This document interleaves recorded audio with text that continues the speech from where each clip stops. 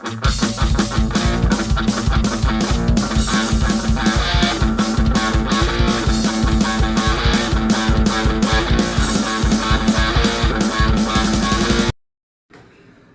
aí pessoal, sejam bem-vindos a mais um vídeo aqui no Super Acadêmico, o canal de aulas. São vídeos, né? São aulas de verdade. São vídeos, né, informativos sobre antropologia, sociologia, literatura, história, atualidades, filosofia, eu falei, antropologia, comunicação. E hoje a gente tem aqui uma resenha bem diferente. Uma resenha do livro Diário de Anne Frank. Diário de Anne Frank. Vai ser uma resenha bem melancólica, de certo modo.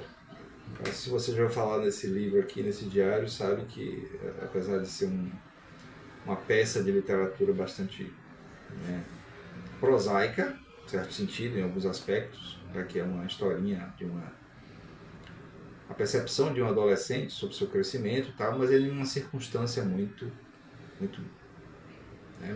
trágica, e por isso acaba causando muita comoção, certo? Antes de começar, não se esqueçam de se inscrever no canal. Se você não está inscrito, é só clicar aí no inscreva-se no canal, dê o like no vídeo logo, pra você não esquecer, dê logo o like antes de começar o conteúdo, faça um comentário aí, né, se você já leu, ou já viu, ou já visitou, né, alguma coisa sobre o Diário de Anne Frank. Tem o Museu Anne Frank lá em Amsterdã, talvez você já viu, já foi lá no museu. Tem filmes, tem documentários, tá?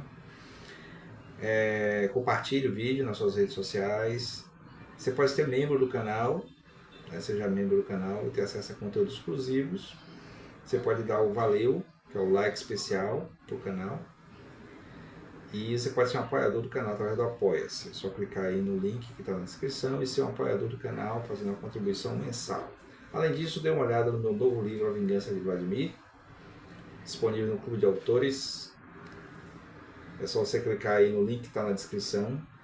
Tem um link que vai direto para a loja do Clube de Autores. Você pode procurar ele em outras lojas, né? Na Amazon, Kobo, no Google Play, eu acho.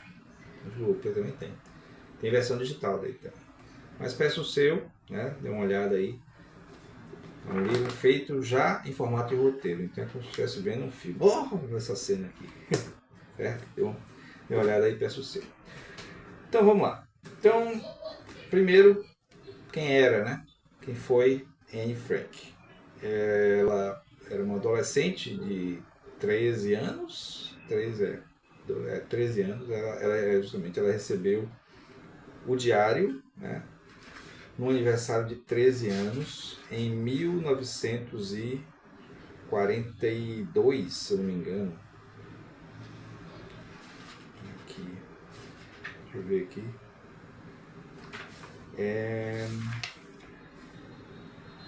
Isso, 1942.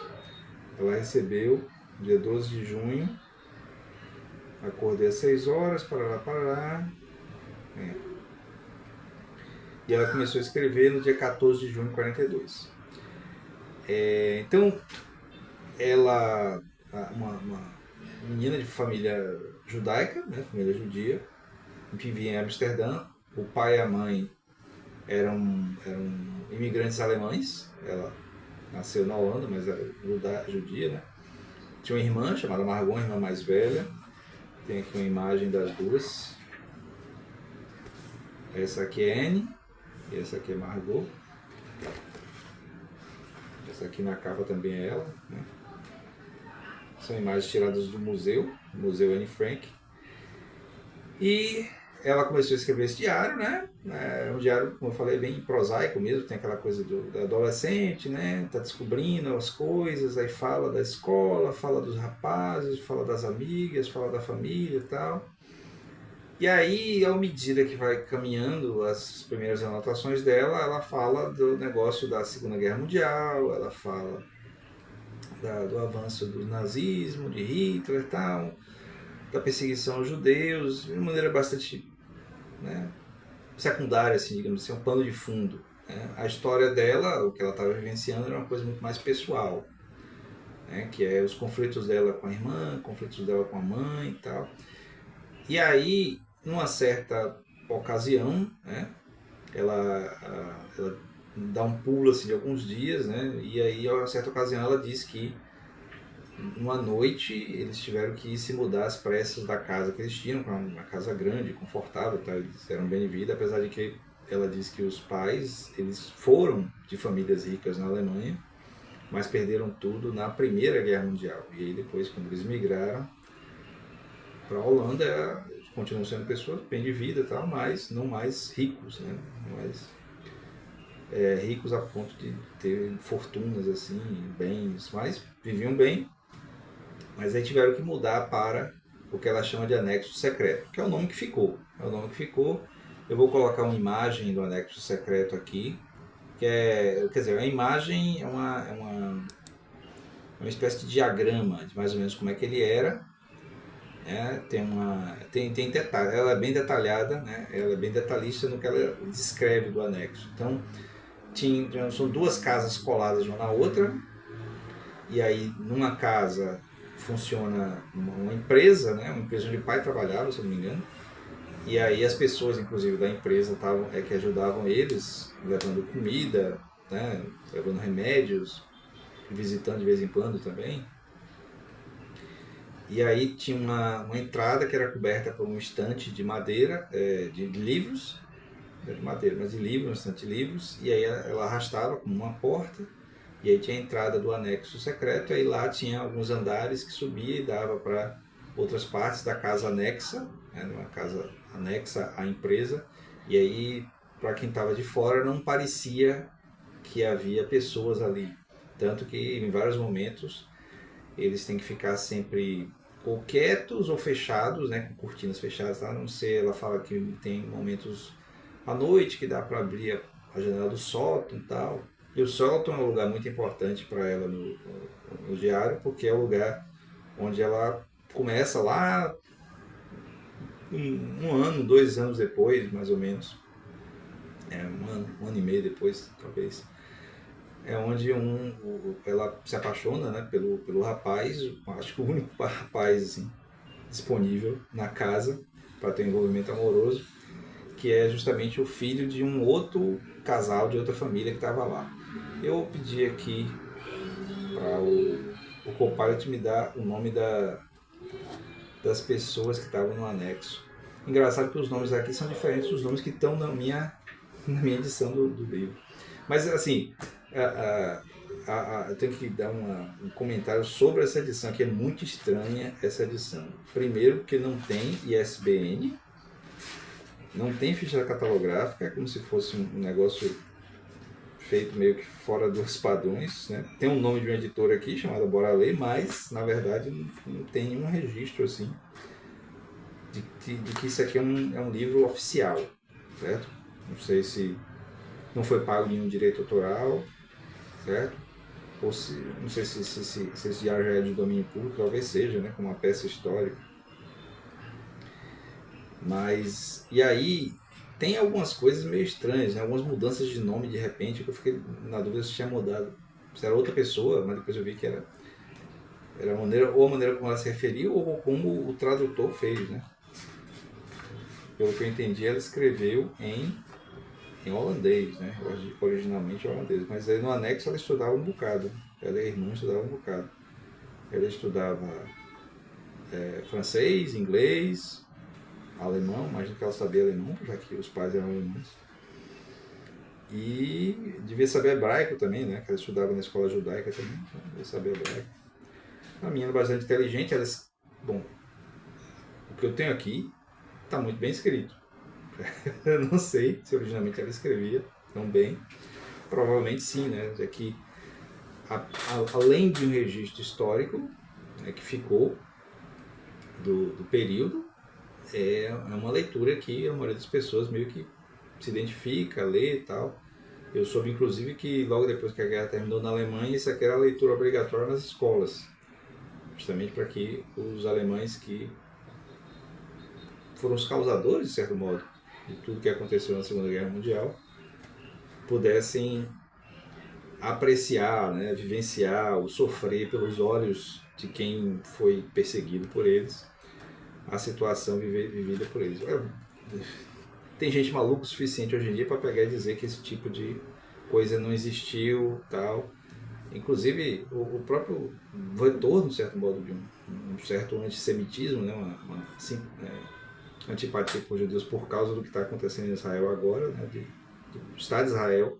Não são judeus, mas o Estado de Israel oficialmente pegando, massacrando lá os palestinos, tal, né, tá perseguindo grupos terroristas, mas de uma maneira que está comprometendo a possibilidade de sobrevivência de pessoas que não tem nada a ver. Mas, bom, tem um vídeo aqui no canal sobre o ataque lá de 8 de outubro, né? 7 de outubro do ano passado, que foi como recomeçou a guerra lá no Oriente Médio. Então, se você quiser dar uma olhada lá sobre como eu desenvolvi lá historicamente aquilo ali, aqui a gente está voltando aqui para isso aqui. Então, as pessoas lá. O anexo secreto de Anne Frank, além da família Frank, Anne, sua irmã Margot e seus pais Otto e Edith, estavam escondidos 4 outras pessoas. Tem aqui um cara chamado Herman Van Pels, mas aqui no livro ela chama de Van Dans. Então, Herman Van Dam, ou Van Pel, Auguste Van Pels, que é a mãe, o pai e a mãe, e Peter Van Dam, ou Van Pels, que é o filho. Foi justamente esse cara, esse rapaz, era um pouco mais velho que ela tinha 13, né? Entrou com 13, saiu, entre aspas, com 15. Esse Peter tinha 16 para 17, alguma coisa assim, um pouco mais velho.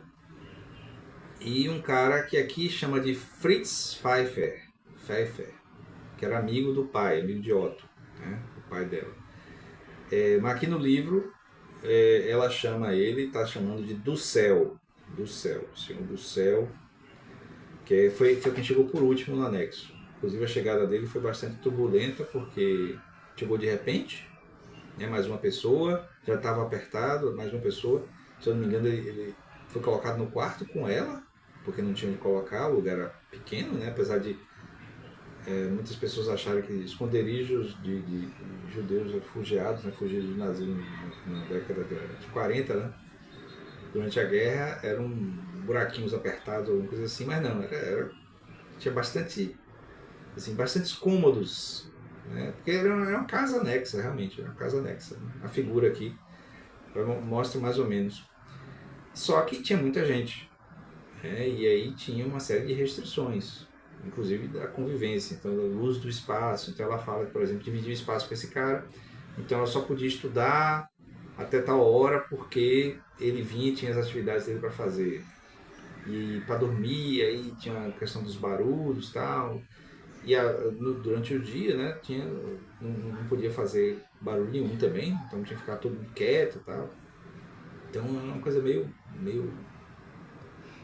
brutal mesmo, assim, de você imaginar, apesar de ser pelos olhos de uma menina que as coisas que ela fala, que ela relata, mais os dramas dela, né, as discussões com a mãe, as discussões com a irmã, a paixão pelo rapaz, e aí será que é correspondido, será que ele gosta de mim também, sabe aquela coisa meio adocicada de adolescente, e assim, se fosse só isso, provavelmente ninguém ia se importar em ler.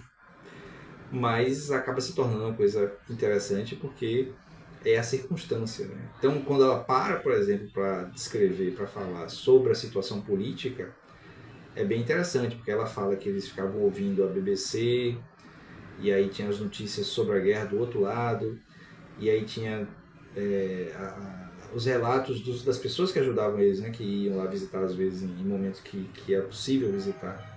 Aí falava de que a situação estava assim, estava assado, que a rainha lá da Holanda estava fazendo o possível para chamar o povo para não sei o quê, porque ela estava exilada, eu acho.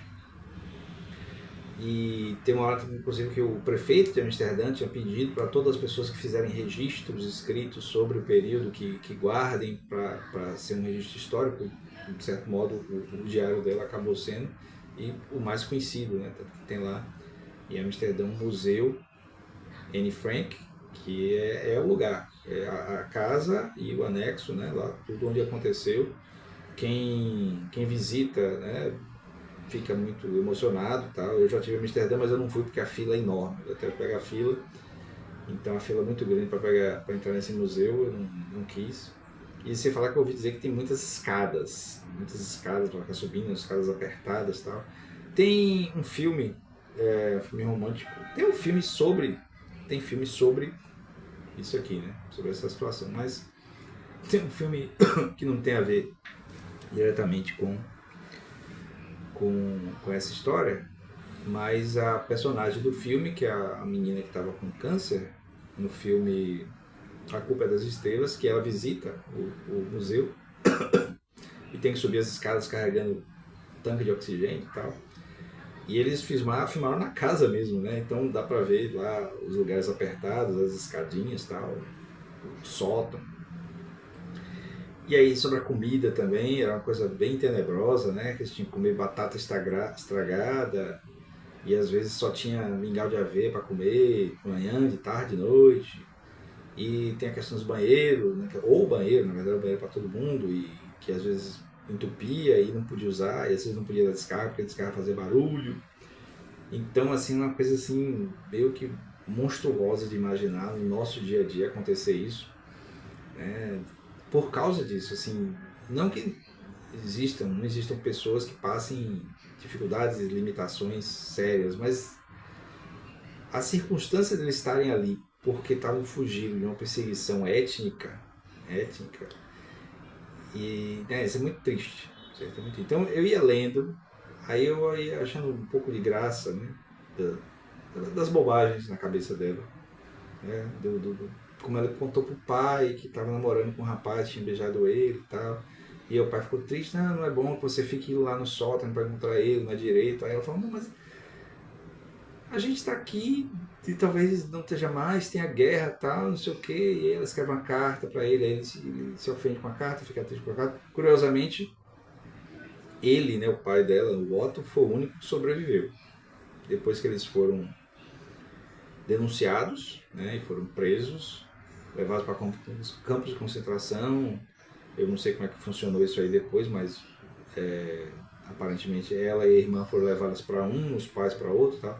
E elas foram transferidas e transferidas de novo, e nesse processo de transferência de campos, já no fim da guerra, né, em 1944.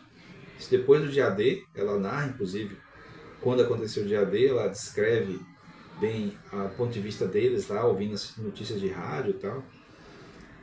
E é bastante acurado, na verdade. Mas aí, dessas mudanças todas, com a Alemanha recuando, né? E os judeus eram mão de obra, né? Também, para trabalhos forçados. E aí ela e a irmã acabaram morrendo, né? O livro diz que provavelmente de tifo, de uma doença de aglomeração, de falta de higiene. Que é triste por si só, né? Porque os últimos registros dela, inclusive no diário, os últimos registros é justamente ela falando que sonhava em ser jornalista, que não queria ser dona de casa com uma mãe, que queria realizar coisas e ela sonhando lá, né, com um rapaz, não sei o que, mas ao mesmo tempo ela criticando o rapaz assim no diário, não sei se criticava pessoalmente. Criticando o diário que ele não tomava muita atitude, que ele era muito medroso, que ele era submisso aos pais dele e tal, que ela se achava madura porque tomava atitudes e tal. E aí tem toda essa coisa assim, ela falando, e aí acaba, né? Termina. É uma coisa meio brusca mesmo. Então, quando você lê isso aqui, imagina que uma pessoa está vivendo isso aqui. Aí coloca, né? Uma coisa assim. Gostaria de ouvir, quando estou quieta e séria, todo mundo pensa que é uma nova brincadeira. Então sou obrigada a sair, disse inventando a nova brincadeira. Ela falando que muitas vezes ela é brincalhona, mas na verdade é para esconder o que ela está sentindo de verdade. Não aguento isso. Quando me tratam assim, fico mal-humorada, depois triste, finalmente reviro meu coração de novo, como poderia ser, se não houvesse mais ninguém neste mundo. E aí acaba, sabe? Isso foi 1º de agosto de 1944. Eles foram descobertos, né? Dia 4 de agosto, quer dizer, 3 dias antes. 3 dias antes de serem descobertos. Ela não fez mais nenhum registro. É meio chocante, meio triste de imaginar essa situação. E aí fica a história, né? Fica o registro de como perseguições étnico-raciais, perseguições de qualquer gênero, causam dor, né? Então hoje em dia está aí uma difusão de xenofobias, né? de outras fobias, de pessoas sendo cruéis e violentas com outras, e aí a gente imagina, cada uma dessas pessoas sofrendo essas coisas hoje em dia, sei lá, os refugiados lá na faixa de Gaza, os refugiados da Síria espalhados pelo mundo, os refugiados do Haiti, os refugiados climáticos agora, que é uma novidade, uma nova categoria de refugiado, que não é de guerra, mas é de clima, as mudanças climáticas. As pessoas, cada uma das pessoas pensa coisas também, sonha coisas, como essa menina aqui, né, que estava lá, naquele lugar lá, se escondendo para não ser presa só por ser de uma origem específica, né, não ter feito nada, apenas porque nasceu judia. Dá para ver, inclusive, que apesar dela ter a fé dela, ela não era exatamente uma grande praticante do judaísmo. Então, e aí, só por causa disso, então, é perseguido e tal. E aí a situação toda no anexo realmente é meio triste, né? Apesar de tem momentos alegres, mas normalmente tristes, cheios de dificuldades. Tinha umas rotinas, né, de estudos, né, de atividades na cozinha, de limpeza e tal, que mantinha eles ocupados por 2 anos, e uma tensão muito grande. Aí ela fala, inclusive, que a outra família brigava muito, os pais do Peter, por causa que não aguentava mais o fim da guerra, né, que a guerra não acabava e tal. Então, é isso. Realmente eu admito que fiquei assim, meio melancólico com essa leitura, mas acho que o propósito é esse mesmo, né? Justamente as pessoas devem ler esse tipo de registro, um registro histórico, para não desejar isso para ninguém, né? Para não querer que aconteça coisa semelhante nunca com ninguém. E a gente sabe o que acontece. O pior é isso. Certo? Então eu vou ficando por aqui. Espero que tenham gostado. Coloque comentários aí. Certo? Não deu para falar tudo. O vídeo já tem mais de 20 minutos. Tem mais coisas, né? Mais detalhes assim, que eu vou lembrando. Mas coloque aí comentários se você já viu, já fez, já leu, né? E não se esqueça de se inscrever no canal, dar like no vídeo, comentar, já pedi para comentar. Seja membro do canal, clica aí em Seja Membro, vai ter novidades aí nos conteúdos exclusivos breve. E também dê um valeu, apoie o canal no Apoia-se e não deixe de dar uma olhada no Clube de Autores em busca do A Vingança de Vladimir. Quer dizer, tem um link já direto aí, viu? Então é só clicar no link aí, tá? Na descrição e direto para o lugar onde o livro está à venda. A Vingança de Vladimir, no Clube de Autores, certo? Até o próximo vídeo, valeu!